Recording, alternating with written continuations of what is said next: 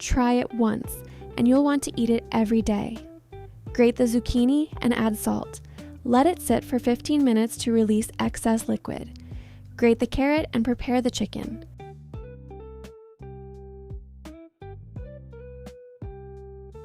Season the chicken with soy sauce and lemon juice.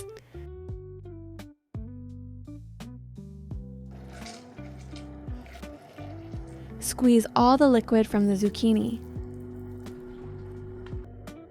Mix zucchini, carrot, eggs, cheese, and spices.